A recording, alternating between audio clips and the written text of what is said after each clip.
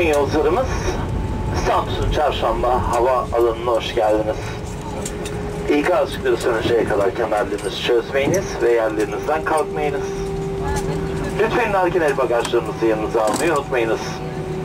Kaptan Şadi Çatalbaş ve uçuş ekibi adına bizimle seyahatimizden dolayı teşekkür eder. Bir başka Onur Hava Yolları uçuşunda tekrar karşılaşmayı dileriz. Ladies and gentlemen, welcome to Samsun Çarşamba Airport.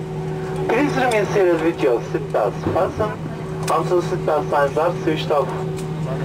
When you reach aircraft, make sure that you have taken all your belongings with you. Captain Shadi Çatalbaş and flight crew, thank you for flying with us and hope to see you again on another Onur Air flight.